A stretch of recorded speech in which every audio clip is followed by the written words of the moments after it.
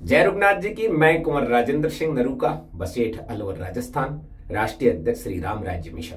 आज हम जिस विषय पर चर्चा करेंगे वो है कि पेशवा और मराठा साम्राज्य क्या एक ही है या अलग अलग है। क्योंकि एक भ्रांति पैदा हो गई है।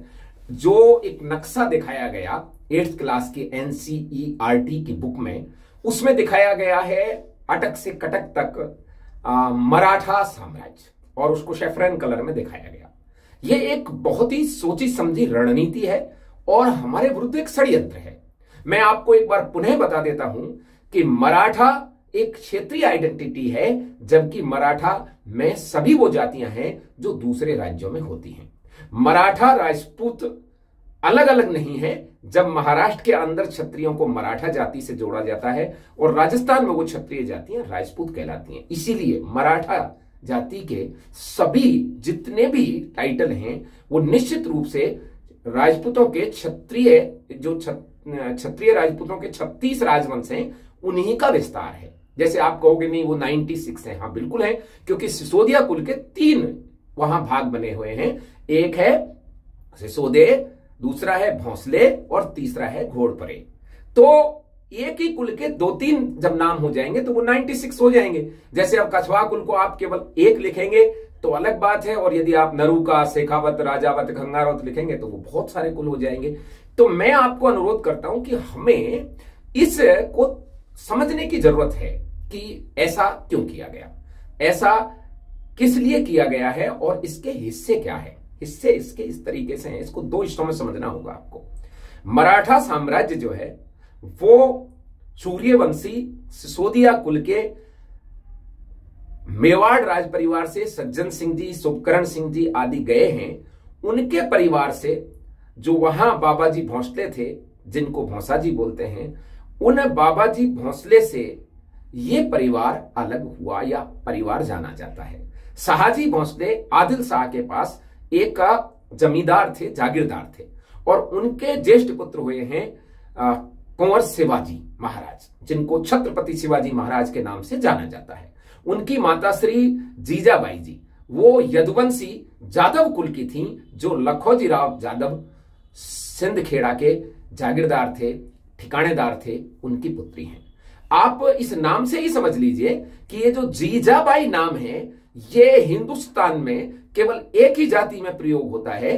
बड़ी बहन को जीजा बोला जाता है और वो केवल क्षत्रियों के अंदर बोला जाता है जीजा, केवल राजपूतों में जीजा बोला जाता है, इसलिए वो जीजाबाई वर्ड है। दुनिया की कोई जाति ऐसी नहीं है जो बड़ी बहन को जीजाबाई बोलती हो, केवल एक जाति है और वो जाति है क्षत्रिय। इसलिए वो यदुकुल भूषण जादव कुल की छत्राणी है, इसलिए उनका नाम जीजाबाई पड़ गया, क्योंकि वो बड़ी थी, लखोजी राव जादव साहब की बड़ी बेटी थी।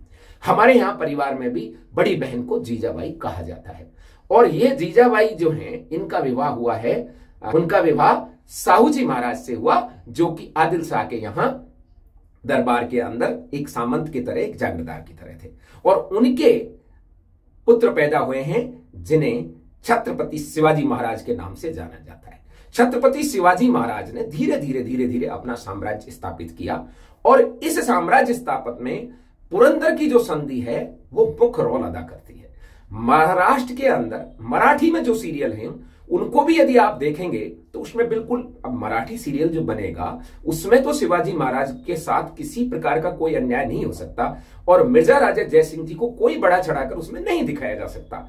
उस सीरियल में भी यदि आप देखेंगे, तमाम नेगेटिव दिखाने के बावजूद भी एक बात उसमें स्पष्ट होती है कि छत्रपति शिवाजी महाराज मिर्जा राजा जयसिंह को भगवान श्री राम, प्रभु श्री रामचंद्र के वंशज मानकर नमन करते हैं और इसीलिए उनका आदर करते हैं। और यह बात दोनों माता और पुत्र के बीच में भी देखने को मिलती है, जब जीजाबाई जी और छत्रपति शिवाजी महाराज आपस में चर्चा करते हैं कि हम इन पर विश्वास कर सकते हैं, क्योंकि ये प्रभु श्री रामचंद्र जी के वंशज हैं, और उनके वंशज होने के नाते ये अपने वचन से कभी नहीं भटक सकते, क्योंकि रघुकुल रीत सदा चल आई, प्राण जाई पर वचन न जाई। इस बात को ध्यान में रखते हुए, और इसीलिए उस पुरंदर की संधि में छत्रपति शिवाजी महाराज मिर्जा राजे जयसिंह को जाकर उनके चरणों में नमन करते हैं। ये मराठी सीरियल में भी दिखाया गया है, यदि आपने देखा हो, और उन पर विश्वास भी करते हैं और उन्हें यह भी कहते हैं कि आप श्रेष्ठ कुल के राजपूत हैं, इसलिए आप ऐसा कर सकते हैं, आपकी बात मानी जा सकती है। यह संधि जब बनी, और इस संधि का बहुत ही महत्व था, इसके पीछे रीजन ये था कि छत्रपति शिवाजी महाराज को औरंगजेब के दरबार में गुलाम बनाने के लिए नहीं भेजा गया था, बल्कि छत्रपति शिवाजी महाराज की वीरता, स्वाभिमानिता और उनकी शक्ति के प्रदर्शन के लिए उनको औरंगजेब के दरबार में इस गारंटी के साथ भेजा गया था कि कुंवर राम सिंह भले ही मर जाएं, लेकिन छत्रपति शिवाजी महाराज के जीवन को और सम्मान को कोई चोट नहीं पहुंचाई जाएगी। जब उनके सम्मान के साथ वहां खिलवाड़ हुआ, चूंकि 5000 जो मनसब की बात है वो संभाजी महाराज के लिए, शंभू राजे के लिए बात हुई थी कि 5000 की मनसब जो है वो शंभू राजे जी को दी जाएगी और छत्रपति शिवाजी महाराज को महाराष्ट्र के एक क्षत्र सम्राट के रूप में स्वीकार किया जाएगा, राजा के रूप में स्वीकार किया जाएगा। लेकिन वहां औरंगजेब और उनके चाटुकार लोगों ने उनके साथ सम्मान का व्यवहार नहीं किया और उनको भी वहां खड़ा कर दिया जहां 5000 के मनसब वाले खड़े होते हैं, जिससे चिढ़कर शिवाजी महाराज ने वहीं पर विद्रोह किया और उनको वहां पर कैद किया गया, लेकिन नजरबंद किया गया था। आप ऐसा मत समझिए कि तिहाड़ जेल में डाल दिया गया, और उनको नजरबंद, चूंकि मिर्जा राजे जयसिंह ने उनको वचन दिया था, इसलिए कुंवर राम सिंह की हवेली में नजरबंद किया गया। अब कुंवर राम सिंह की हवेली में नजरबंद कौन है? छत्रपति शिवाजी महाराज। और संभाजी महाराज किसके पास हैं? मिर्जा राजे जयसिंह जी के पास, जहां उनको संस्कृत भी सिखाई जा रही है। और आप देख लेना, उन संवादों में देख लेना, मिर्जा राजे जयसिंह को शंभू राजे हमेशा दादाजी कहकर ही प्रणाम करते हैं। यानी छत्रपति शिवाजी महाराज मिर्जा राजे जयसिंह जी को अपना पिता तुल्य मानकर चलते थे और जीजाबाई जी को, छत्रपति शिवाजी महाराज की माता श्री को, मिर्जा राजे जयसिंह अपनी बहन की तरह मानते थे। ऐसी स्थिति में इतने रागात्मक और प्रेमपूर्ण संबंध होने के बाद कुंवर राम सिंह को लगातार पत्र व्यवहार मिर्जा राजा जयसिंह ने कर दिया था कि रघुकुल रीत सदा चल आई, प्राण जाए पर वचन न जाई, कि मैंने छत्रपति शिवाजी महाराज के जीवन और सम्मान की रक्षा का वचन दिया है जिसे आपको निभाना होगा। और वो कुंवर राम सिंह जी ने निभाया, क्योंकि जब औरंगजेब उनको वहां से जगह बदलना चाह रहा था, उससे पहले कुंवर राम सिंह ने उनको पूर्णतः सुरक्षित स्थान पर भिजवा दिया और वो फिर वापस दक्षिण में आ गए। 1674 को मराठा साम्राज्य के छत्रपति शिवाजी महाराज ने राज्यारोहण कराया और अपनी उपाधि छत्रपति धारण की। और छत्रपति शिवाजी महाराज के ये राज्यारोहण के समय गागा भाट द्वारा सिसोदिया कुल से उनकी वंशावली दी गई। आज वामपंथी लोग ये कहते हैं कि वो वंशावली झूठी थी, या कोई कहता है कि छत्रपति शिवाजी महाराज ने लोक अपवाद की वजह से वो वंशावली बनाई। ऐसे लोग ये नहीं जानते कि छत्रपति शिवाजी महाराज किसी लोक अपवाद से डरने वाले नहीं हैं। यदि ऐसा होता कि उनका कोई संबंध सूर्यवंशी सिसोदिया कुल से नहीं होता, वो किसी गागा भाट को नहीं बुलाते और अपनी तलवार की नोक के बल पर राज्यारोहण कराते, राज्याभिषेक करवाते। क्योंकि पहले भी साहूजी महाराज का कम से कम जहां के वो जागीरदार थे, वहां का तो राज्याभिषेक हो ही चुका था ना। तो इसी प्रकार से छत्रपति शिवाजी महाराज का भी राज्याभिषेक ठिकाने का तो होता ही। तो ये बिल्कुल बकवास है, लेकिन उन्होंने अपने वंश के बारे में सब दुनिया को जानने के लिए बताया कि वो सिसोदिया कुल के सूर्यवंशी क्षत्रिय हैं, और इसकी गवाह और इसका प्रमाण उस समय के महाराणा साहब ने भी दिया। और महाराणा साहब ने देने के बाद जो बकवास कर रहे थे कि पैर के अंगूठे से वो करेंगे, कोई क्या कह रहे थे, उन सब के मुंह पर ताला लग गया। और सिसोदिया कुल के राजपुरोहित, सिसोदिया कुल के जो भाट हैं गागा भाट जी, उन्होंने उनका विधिवत रूप से राज्याभिषेक किया। 1674 से यह शुरू हुआ। अब इसको हमें समझना पड़ेगा कि मराठा भोंसले राजवंश का दो हिस्से हैं। एक तो है कि जब 1780 में, क्षमा करें, 1680 में छत्रपति शिवाजी महाराज का देवलोक गमन हो गया, तो छत्रपति संभाजी महाराज गद्दी नशीन हुए और उन्होंने अपने जीवन में जितने भी युद्ध लड़े सारे जीते, और एक किला भी मुगलों के अधीन औरंगजेब के पास नहीं जाने दिया। लेकिन कुछ लोगों ने द्रोह करके उनके साथ गद्दारी करके छत्रपति संभाजी महाराज को गिरफ्तार करवाया, औरंगजेब की कैद में पहुंचाया, और वहां औरंगजेब ने उनको बहुत ही निर्ममता से उनकी बोटी बोटी करके अलग उनको फेंक दिया, और जिससे बहुत से लोगों को खुशी हुई और वो लोग वहां पर खुश थे क्योंकि छत्रपति संभाजी महाराज संस्कृत सीख चुके थे, और जो नहीं चाहते थे कि छत्रपति संभाजी महाराज संस्कृत सीखें और सबके साथ बराबर का व्यवहार करें, उन लोगों ने उनकी मृत्यु पर शक्कर बांटी। शक्कर मतलब जैसे उत्तर भारत में गुड़ बांटा जाता है, ऐसे दक्षिण भारत में महाराष्ट्र में शक्कर प्रसन्नता का प्रतीक है, यानी उनकी मौत पर कुछ लोग प्रसन्न हुए। और इसके बाद उनकी जगह पर उनके छोटे भाई राजा राम गद्दी नसीन हुए। लेकिन ऐसा भी माना जाता है कि राजा राम जी ने अपने आप को छत्रपति संभाजी महाराज के प्रतिनिधि यानी उनके पुत्र छत्रपति साहूजी महाराज प्रथम के प्रतिनिधि के रूप में सिंहासन पर बैठे, ऐसा माना जाता है, लेकिन ऐसा था नहीं। राजा राम जी के बाद जब राजा राम जी का देवलोक गमन हो गया तो उस समय जो उनकी धर्मपत्नी थी रानी ताराबाई जी ने पूरा सत्ता अपने हाथ में ले ली और ताराबाई जी ने उस शासन को चलाया, क्योंकि उनके जो पुत्र थे शिवाजी महाराज द्वितीय वो उस समय अल्पवयस्क 4-5 साल के थे, इसलिए वो रीजेंट हो गई और राजमाता ताराबाई ने इस मराठा साम्राज्य को भोंसले राजवंश को संभाला और उन्होंने अपनी गद्दी सतारा में बनाई। अब 1707 में औरंगजेब की मृत्यु हो जाती है और औरंगजेब की मृत्यु होने के बाद बहादुर शाह यहां पर गद्दी पर बहादुर शाह प्रथम गद्दी पर बैठता है। और चूंकि बहादुर शाह महाराणा साहब की मदद से बैठा था और सवाई जयसिंह जी का भी उसको सहयोग था, सवाई जयसिंह जी 1699 में गद्दी नसीन हो जाते हैं। तो 1707 में बादशाह बहादुर शाह को इस बात के लिए जोर दिया जाता है कि तुम जो रानी वेशुबाई हैं छत्रपति संभाजी महाराज की रानी, उनको और छत्रपति साहूजी महाराज प्रथम को रिहा करो। और जब इनको यहां से रिहा किया गया तो ताराबाई जी ने इनको सिंहासन देने से मना कर दिया और फिर जिसे हम खेड़ की लड़ाई कहते हैं वो युद्ध हुआ और उसमें साहूजी महाराज प्रथम विजित हुए और उन्होंने सतारा में अपनी जगह बनाई और अपनी काकी को, ताराबाई उनकी काकी ही थी, उनको कहा कि आप कोल्हापुर में रहिए। तो एक गद्दी कोल्हापुर में हो गई, दूसरी सतारा में हो गई, तीसरी नागपुर में भी हो गई, इसकी एक गद्दी पुणे में भी हो गई। ये सब भोंसले राजवंश की ही गद्दियां थी। साहूजी महाराज ने एक चीज देखी कि देशस्थ ब्राह्मण जो उस समय पिंगले आदि जो दीवान थे जिन्हें पेशवा कहा जाता है, उन लोगों ने उनका साथ नहीं दिया था। किनका? साहूजी महाराज का। इसलिए उन्होंने दूसरे जिनको पुर्तगाली ब्राह्मण कहते हैं और उसको गद्दी पर बैठाया बालाजी विश्वनाथ जी को। और वो कौन सी गद्दी पर?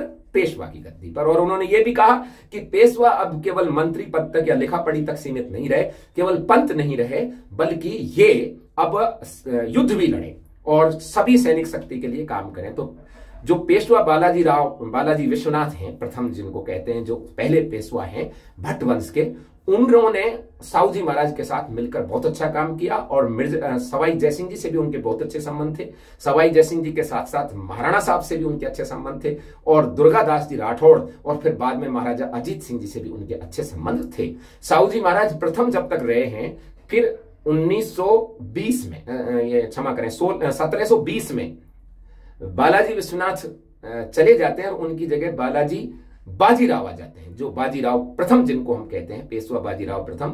और उन्होंने इस भोंसले वंश के साम्राज्य को, मराठा साम्राज्य को खूब बढ़ाया और उन्होंने साहूजी महाराज की कभी अवज्ञा नहीं की। जब उन्होंने छत्रसाल जी बुंदेला की सहायता के लिए पत्र लिखा तो उन्होंने उनकी मदद की। जब छत्रसाल बुंदेला ने अपनी मुसलमान बेगम से पैदा एक पासवान लड़की जिसे मस्तानी कहा जाता है, उसके लिए बाजीराव को बोला कि आपको इससे विवाह करना पड़ेगा, तो तमाम अड़चनों के बाद उनके पेशवा की और पेशवनों को नहीं मानते हुए भी और सारी परंपराओं को दता बताते हुए उनको विवाह करना पड़ा। जबकि वो चाहते तो उसको रखेल भी रख सकते थे, लेकिन उनको मजबूर किया गया तो उन्होंने विवाह किया। और साहूजी महाराज फर्स्ट जब तक थे, 1740 में बाजीराव प्रथम चले जाते हैं और उसके बाद नाना पेशवा बैठते हैं। और नाना पेशवा के बैठने के बाद छत्रपति साहूजी महाराज फर्स्ट जो है 1748 में देवलोक गमन हो जाते हैं। उन्होंने अपने सिंहासन के लिए मेवाड़ के महाराणा से कहा था कि जो हमारे कुल के लोग हैं, जो भौसावत हैं, उनमें से हमें गद्दी के लिए एक गोद दिया जाए। लेकिन उनको वहां से गोद इसलिए नहीं मिला क्योंकि एक ही ठिकाना था और उनके एक ही पुत्र था। तो उन्होंने कहा कि आप अपने परिवार में वहीं से गोद लीजिए। तो राजा राम जी के पुत्र को, जिन्हें हम राजा राम द्वितीय कहते हैं, उनको गद्दी पर बैठाया गया, जो उस समय मात्र 4 वर्ष के थे। और 4 वर्ष के होने के नाते सारी शक्तियां, जिसको हम संगोल की संधि कहते हैं, उसके तहत पेशवा को दी गई और पेशवा ने सारी शक्ति अपने हाथ में ले ली। हालांकि इसको संधि कहते हैं, लेकिन पेशवा ने जबरदस्ती अपनी शक्तियां हाथ में ले ली और मराठा साम्राज्य का यहां अंत हो गया। भोंसले साम्राज्य की सारी शक्तियां यहां समाप्त हो गई। अब इसकी जो भी ताकत है, जो कुछ भी है, उसे मराठा साम्राज्य कहना अपने आप में एक झूठ है और एक गलत है, जो ऐतिहासिक रूप से सत्य बात नहीं है। यहां से उन्होंने जो नाना पेशवा हैं, नाना पेशवा यहां से शुरू करते हैं और फिर शिवाजी महाराज प्रथम, छत्रपति शिवाजी महाराज के जितने भी जो सहयोगी थे, चाहे वो जयपुर का राज परिवार हो, मेवाड़ का हो, क्योंकि दुर्गादास जी राठौड़ मारवाड़ के थे तो मारवाड़ का हो, इन सब से चुन चुन कर उन्होंने लड़ाई शुरू कर दी और उन्होंने भरतपुर पर आक्रमण किया। उन्होंने माधो सिंह जी को गद्दी के लिए महाराणा साहब के साथ आए और फिर 1950 में जब ईश्वरी सिंह जी का देवलोक गमन हो गया और माधो सिंह जी गद्दी नसीन हो गए, तब जो सेना पिटी है, जिसके लिए कहते हैं मराठों का कत्लेआम हुआ, फैक्चुअली ये गलत बात है। ये पेशवा की सेना थी, ये होलकर की सेना थी, ये सिंधिया की सेना थी। सिंधिया के बारे में भी हमें बताना पड़ेगा। होलकर जो है, होलकर एक धनगर परिवार है जो होल गांव का है, इसलिए होलकर कहलाता है। और यहां मल्हार राव होलकर को बालाजी विश्वनाथ के पुत्र बाजीराव प्रथम ने समझा और उनको कुछ जगह की सूबेदारी दी। इसी प्रकार राणोजी जो शिंदे थे, मैं फिर कह रहा हूं, राणोजी शिंदे क्षत्रिय थे, लेकिन राणोजी शिंदे के 5 पुत्र थे। 3 उनकी रानी से पुत्र थे, छत्राणी से, और 2 उनके पासवानों से पुत्र थे, अर्थात इनलेजिमेटेड सन जिनके बारे में लिखा हुआ है। जब उनके औरस पुत्र जो क्षत्रिय पुत्र थे वो मृत्यु को कालकलवित हो गए, तब महाजी शिंदे नाम का उनका पासवान पुत्र जो दासी पुत्र कहलाता है, वो उस गद्दी पर बैठा। इसलिए महाजी शिंदे के बाद का परिवार क्षत्रिय नहीं माना जाता। महाजी शिंदे से पहले राणोजी शिंदे मराठा क्षत्रिय हैं। महाराष्ट्र में जो शिंदे हैं, जो सिंधिया हैं, वो क्षत्रिय हैं, लेकिन ग्वालियर की गद्दी पर जो बैठे महाजी शिंदे का जो परिवार है वो क्षत्रिय नहीं है। और वो सवर्णी नहीं होने के कारण, जैसा कि और परिवार जैसे भरतपुर यदुकुल करौली से यदुवंशी जादवों के परिवार से निकला, ऐसे ही ये सूर्यवंशी सैंद्रकों के परिवार से ये जो शिंदे है, महाजी शिंदे का परिवार जो ज्योतिरादित्य सिंधिया तक है, ये परिवार एक अलग परिवार बन गया। उधर होलकर भी धनगर परिवार के हैं। तो इनको जब राजा बनाया तो ये इनकी मनसा थी पेशवाओं की कि हम जिसे चाहे राजा बना सकते हैं, ऐसा कोई जरूरी नहीं है कि वो क्षत्रिय कुल में जन्म ले। और इसको साबित करने के लिए उन्होंने राजा बनाया और ये राजा बने। इन्होंने जो राजपूताना के रियल राजपूत थे उनके ऊपर बार बार आक्रमण किया। इन्होंने भरतपुर पर भी आक्रमण किया और मल्हार राव होलकर का ही बेटा था खांडे राव, जिसको भरतपुर के जाटों ने तोप से उड़ा दिया जब वो भरतपुर के ऊपर कर रहा। और मल्हार राव होलकर ने यह प्रतिज्ञा कर ली कि मैं संपूर्ण जाटों को इस दुनिया से खत्म कर दूंगा, सूरजमल जी का सिर लाऊंगा। लेकिन बाद में उसको आके यहां समझौता करना पड़ा। तो ये जो गद्दी है ये 1748 तक तो मराठा भोंसले वंश राजवंश की है और 1752 से लेकर जब ये चालू होती है तब ये 1818 तक ये पूरी तरह से पेशवाई सेना है। अब पेशवाई सेना में क्या था इसको भी हमें समझना पड़ेगा। पेशवा की सेना में मराठा सैनिक कम थे। इस सेना के अंदर कहीं से भी भाड़े के सैनिक लिए जाते थे, जिसमें पिंडारी, अंग्रेज, फ्रांसीसी, पुर्तगाली इनको भरा जाता था। मुगल, पठान, राजपूत और मराठा भी लिए जाते थे, लेकिन उनकी संख्या कम थी। पिंडारी, मुगल, पठान, अंग्रेज, फ्रांसीसी, पुर्तगाली इसमें ज्यादा होने की वजह से यह सेना लूटपाट का एक गिरोह था और पेशवा का धर्म से या संस्कृति से कोई लेना देना नहीं था। उसका मकसद उसने सेना में लोगों को रखा ही लूटपाट के लिए था कि आप लूटोगे उसका चौथा हिस्सा अपने पास रहेगा और जब चौथा हिस्सा रहेगा तो अपन सब बांटेंगे। यानी कि ऐसे अपन कल्पना करें तो आज के टाइम में जैसे कोई चंबल में जैसे गिरोह बने थे, कभी बागी मान सिंह जी का गिरोह था, कभी बागी मोहर सिंह जी का था, बागी मलखान दद्दा का था और सीमा परिहार का था, निर्भय गुजर का था, ये जो डकैत फूलन थी उसका था। इस तरह के गिरोह। और आज के देखें अपन तो जैसे लॉरेंस बिश्नोई गैंग है, गोल्डी बरार है और वो जो था गोदारा, रोहित गोदारा है। इस तरह की गैंग बन गई और इस गैंग ने जब मुगल सत्ता समाप्त हो रही थी और भारत में सिख, जाट, राजपूत मुगल सत्ता को उखाड़ फेंक रहे थे और रोहिला, तब इस मुगल सत्ता को कंधा दे दिया कि नहीं नहीं नहीं, हम नहीं गिरने देंगे इनको, हम संभालेंगे। और इन्होंने उस मुगल सत्ता के पायों को सींचना शुरू किया, और उस पायों को सींचने का परिणाम यह हुआ कि डगमगाती मुगल सत्ता और काफी दिन तक चल गई, जब तक कि उसको वापस अंग्रेजों ने अपने यहां संधि नहीं कर ली। शाह आलम द्वितीय 1772 में महाजी शिंदे उनसे संधि करता है कि जो पेशवा है वो तो हो गया वकील उल मुल्तक, इसका मतलब होता है डिप्टी बादशाह, यानी बादशाह का सेकंड, यानी 2IC यानी उपराष्ट्रपति, उप बादशाह हो गया। और खुद शिंदे डिप्टी वकील मुल्क तक हो गया, यानी वो उसका डिप्टी हो गया। नंबर 2 और 3 की पोजीशन अख्तियार कर ली पेशवा ने और सिंधिया ने। अब ये कहें कि ये मुगलों से लड़े, ये कितनी गप बात है। मुगलों से जो लड़े थे वो 1748 तक लड़े थे। उसमें छत्रपति शिवाजी महाराज से छत्रपति साहूजी महाराज का वो सूर्यवंशी सिसोदिया भोंसले को लड़ा था। अब जो पेशवाज हैं और जिनके साथ पिंडारियों की और लूटपाट का गिरोह है, इनका मुगलों से समझौता हो गया है, और मुगलों से इस समझौते के लिए इन्होंने वहां से फरमान जारी कर लिया कि जो तुम्हारे अंडर में रियासतें हुआ करती थी वो अब स्वतंत्र हो गई हैं, उन स्वतंत्र रियासतों से हम लूटपाट खींचेंगे और उसका चौथा हिस्सा हम लेंगे।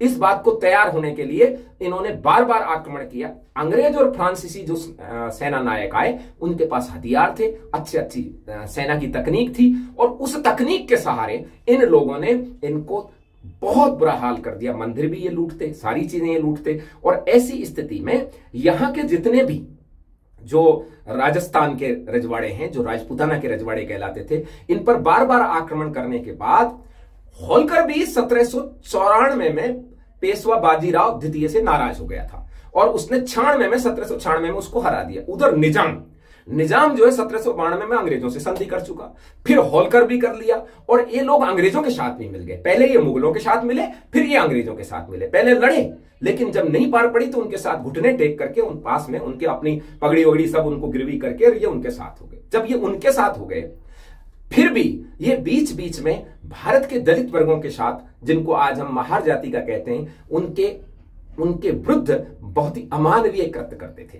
जिसका परिणाम ये हुआ कि उनको भी अंग्रेजों की साथ देना पड़ा। और जब उन्होंने अंग्रेजों का साथ दिया तो 1818 में भीमा कोरे नाम की नदी के पास में, कोरेगांव की नदी के पास में भीमा कोरे गांव में जो युद्ध हुआ, उसमें मात्र 500 महारों ने इसकी 10,000 की सेना को, पेशवाई सेना को भगा दिया। तो परिणाम यह हुआ कि इनकी लूटपाट की जो सेना थी वो 1752 से लेकर 1818 भी कहना गलत है, 1792 तक चली। यानी कितने दिन चली? 52 से 92, 40 वर्ष। और इस 40 वर्ष में इन्होंने सारी जगह लूटपाट की, और इस लूटपाट की वजह से ही 1803 में भरतपुर के महाराज को वो संधि करनी पड़ी। क्यों करनी पड़ी भरतपुर के महाराज को? क्योंकि इन्होंने जो है वो लूटपाट की गिरोह की विदेशी टेक्निक आ गई, छोटी तोप आ गई, हमारे पास बड़ी थी जो मान सिंह जी के टाइम की आई थी, और उनकी युद्ध तकनीक बड़ी थी। तो अंग्रेजों से सहायक संधि करनी पड़ी कि आप हमारी सेना को प्रशिक्षण दोगे, जिसके एवज में हम आपको पैसा देंगे। इसी तरह संधि करते करते 1730 तक आखिरी संधि सिरोही के महाराज ने की है, और 1723 में संधि हो गई।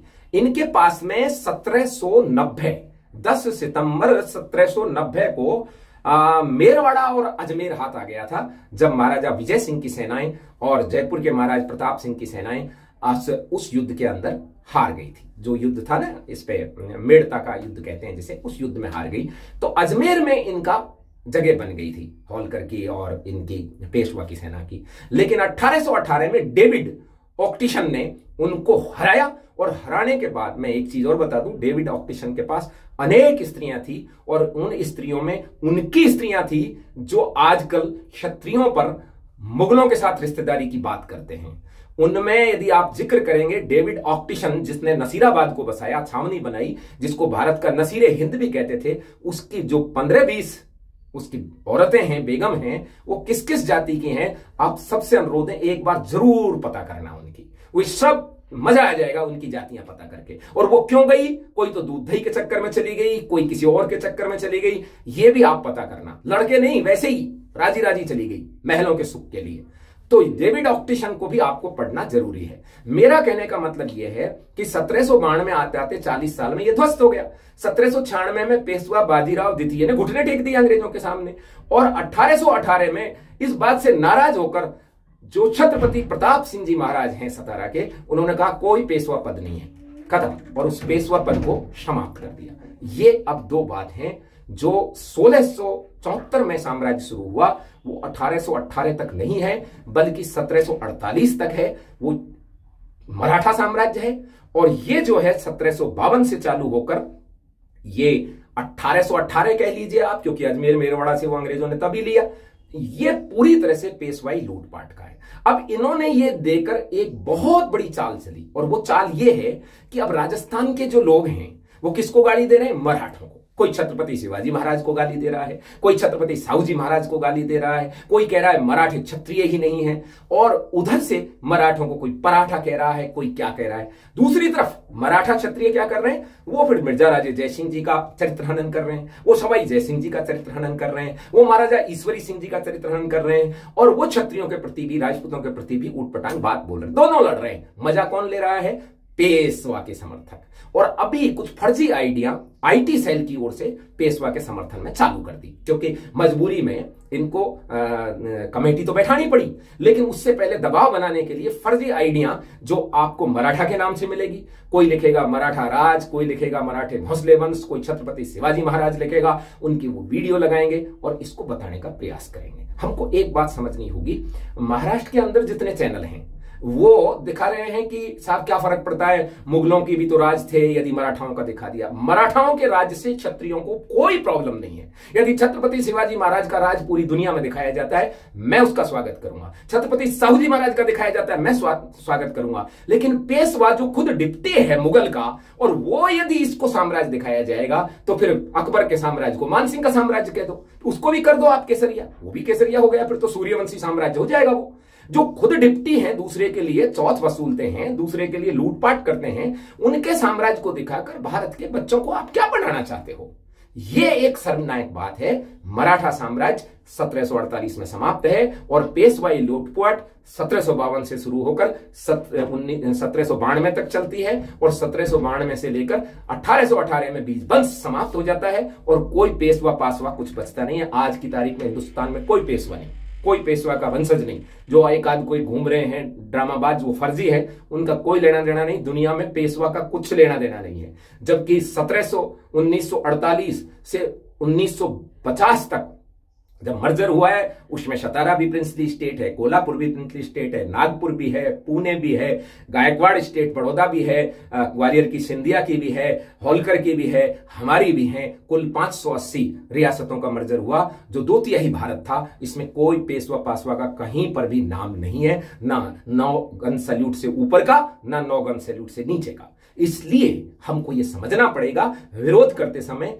पेशवाई लूटपाट का विरोध करना है, महान मराठा साम्राज्य के विरुद्ध कोई अनर्गल प्रताप नहीं करना है। ये वीडियो इसी बात के लिए बनाया गया है। यदि ये आपको अच्छा लगा हो तो आप इसको शेयर करें, हर एक मराठा क्षत्रिय तक जाए, और हर एक उस भारतवासी तक जाए जो इन पेशवाई लूटपाट को समझ सके। इन पेशवाओं ने बंगाल में, बिहार में, उत्तर प्रदेश में ब्राह्मण कन्याओं का शीलहरण किया है, उनकी गर्भवती महिलाओं तक का इन्होंने बड़े पैमाने पर किया है। ऐसा माना जाता है कि इनके इस कुकर्म के बाद कई पीढ़ियां बदल गई और बहुत से लोगों का डीएनए चेंज हो गया। और ऐसी लूटपाट, श्रीनाथ जी का मंदिर ये लूटते हैं, केसरिया जी का मंदिर ये लूटते हैं, और उस मंदिर से मणि निकाल लेते हैं, भगवान की प्रतिमा से, विग्रह से मणि निकाल लेते हैं। क्यों? क्योंकि वो तो पिंडारी हैं, उनका तो कोई धर्म नहीं है, वो तो फ्रांसीसी हैं, वो तो पुर्तगाली हैं। इन्हीं को तो रखा था पेशवाओं ने। पेशवाओं का कोई कब्जा अपनी सेना पर नहीं था। धन के लिए लूटो और उस लूट से अपना करो। केवल लूटपाट के गिरोह से यदि साम्राज्य बने तो फिर तो अभी भारत का वर्तमान जो साम्राज्य है वो लॉरेंस बिश्नोई का है, बड़ा साम्राज्य है उसका, कहीं पर भी किसी को भी मरवा देता है जेल में बैठा बैठा। तो फिर ये लॉरेंस बिश्नोई का साम्राज्य कहा जाना चाहिए यदि वो पेशवा का साम्राज्य कहा जाए। भाई इसको आप मराठा साम्राज्य मत कहिए, इसको पेशवाई साम्राज्य कहिए आप, हम ताकि लोगों में भ्रम नहीं रहे। महान मराठा साम्राज्य को इस तरह आप अपमानित नहीं कर सकते। जय रघुनाथ जी की जय। छात्र धर्म, जय मां।